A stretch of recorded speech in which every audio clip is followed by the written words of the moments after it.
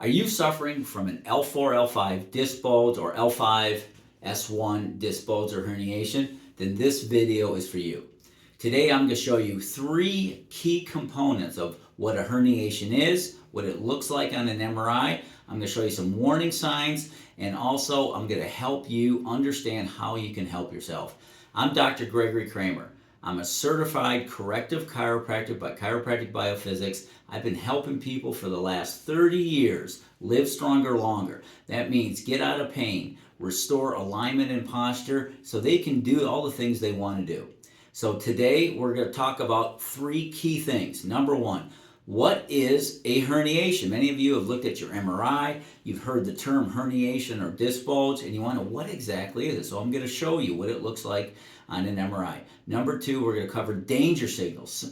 Very small number, very small percentage of you have a real emergency situation, and so you're going to need immediate action. The majority of you, we got some time on our hands.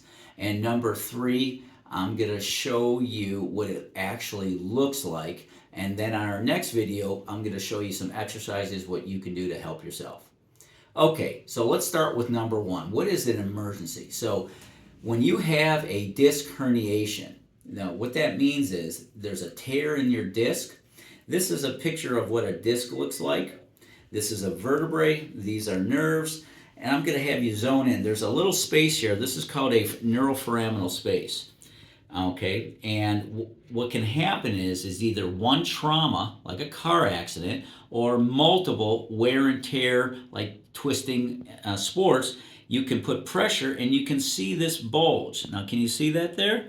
So I'm going to do it again. So typically when there's pressure in the front of the spine, that inner part of the disc called the nucleus can bulge or herniate out and put pressure on a nerve. Now, if you're lucky, this nerve goes down your leg, the nerve will be above the herniation. So sometimes you can have a herniation, but it won't put pressure on it. Now, one of the key things, though, is that there's fluid in here, so that this model doesn't completely depict that. So sometimes if there's a bulge or herniation, it takes up space, and then if there's inflammation, which generally there is if you tear the fibers of the annulus, that swelling and inflammation can create horrendous pain and pressure, causing local pain in your spine, but it also can cause pain going down your leg. Okay? So what is the emergency sign? The emergency sign is if you cannot urinate or defecate. So if you've drinking a lot of fluids, whether it's water, juice, beer, or wine, and you haven't peed or urinated, you need to go to the emergency room. Now, that's very rare. I'm not talking about a weaker stream. I'm talking about that, my God, I haven't urinated all day. That's an emergency sign.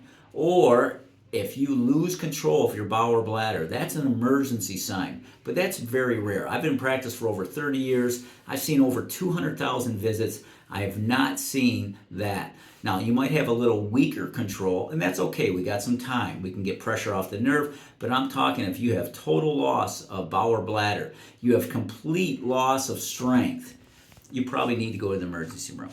Now, that's probably 1% of you. The rest of the 99%, we have some time. And in my experience, over, again, 30 years, over 200,000 visits, most people with a L4-L5 disc bulge, L5-S1 disc bulge or herniation can get well without drugs or surgery. So most of you can do a good job with that. So let's first talk about what is a herniation, okay? So I'm going to show you what an MRI is. And we're going to look over here. And this view is the side view, almost what we call the sagittal plane or the side view. What we see here are these vertebrae. This is a vertebrae, this is a disc, and here's the disc, and the disc should be fat, the bone should be nice and smooth. Now, where this arrow is, and this line is, this is a cut. This is a view, what we call a bird's eye view, or an axial view of your MRI, and it's looking at you like this. So it's a little hard to understand. But in a nutshell, this little white line, there's the disc, here's the spinal cord, this is the spine, these are muscles, okay? And we're looking at the spine like this.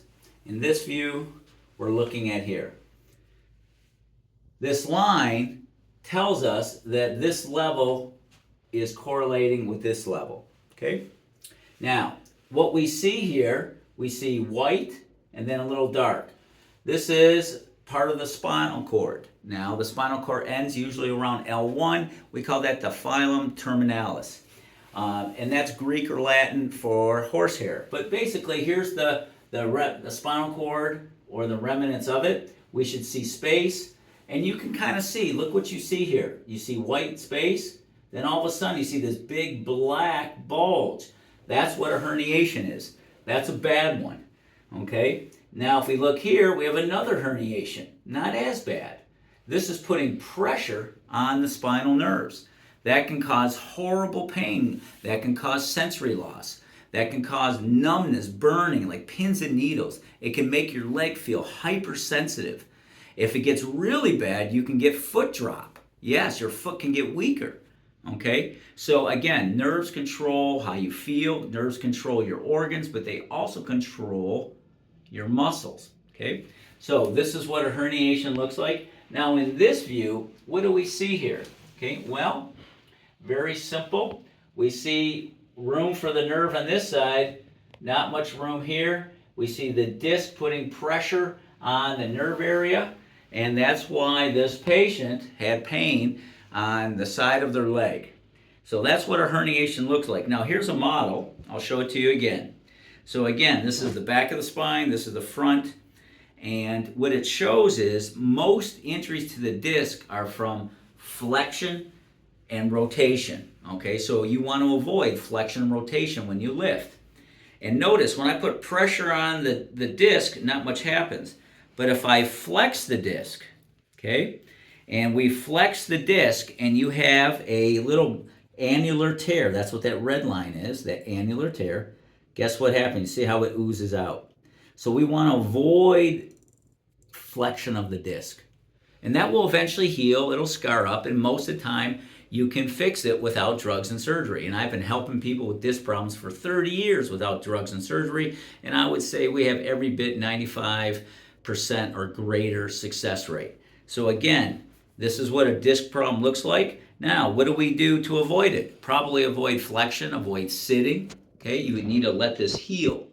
Now, how long does it take to heal? Probably every bit 6 months or a year. But here's the bad news, guys. The bad news is if you irritate this disc before it completely heals, it's like opening up a scab on your knee. So you got to let it completely heal, okay? And so you have to be cautious with what your activities are. So we've explained what a disc herniation is. We've shown you what an MRI looks like. We've talked about the danger signals. And here's another key point for disc solutions. What do we do to fix it? Well, in the majority of cases, a couple things. Remember, how do we injure a disc? It's usually from abnormal force, either one big trauma or multiple traumas where you've spent a life of maybe shoveling and you've been bending and twisting and you get micro tears. So the first thing we look at, number one, are you safe to work on? We got to make sure it's clear that there's enough room in the spine. The herniation is not so big that conservative care, when I mean conservative care, I mean care what I do in my office. My office, we do non-surgical spinal decompression. We do corrective spinal alignment, which includes mirror image adjustments, mirror image exercise, and mirror image traction. So what we want to do is improve the alignment of the spine to take pressure off the disc. And then we also would include spinal decompression. What you could do at home, well, it depends how bad you are. And we'll cover that a little also in the next visit. But the first thing on this visit would be get in a position that feels good.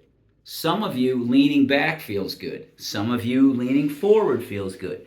Find a position that doesn't cause back or leg pain, number one. The majority of you sleeping probably be best on your side. Pick a side that doesn't hurt. Some of you might need a very firm surface, like on the floor for the first couple weeks. Number three, avoid sitting. Again, most of you will do better if you have to sit with an arch support. Okay, so you'll have to test it. Number three, as far as rehab exercises, depends which phase you're in. Are you in the acute agonizing phase? Well, we got to get that inflammation down.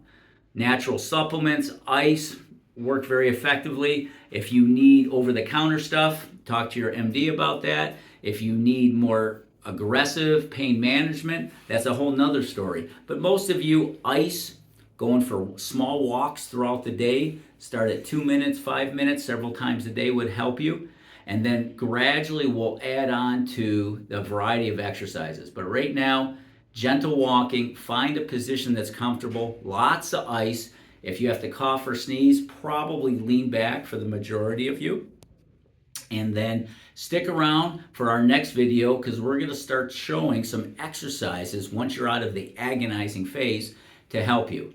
So if you like this information, if you have questions on an L4-L5 disc herniation or disc bulge, please let me know. Make some comments on the channel. Like and share this channel so I can provide other information. My name is Dr. Greg Kramer. I'm a Livonia, Michigan chiropractor, helping people live stronger, longer over the last 30 years. I'll see you on the next video showing some solutions and tips. Thanks.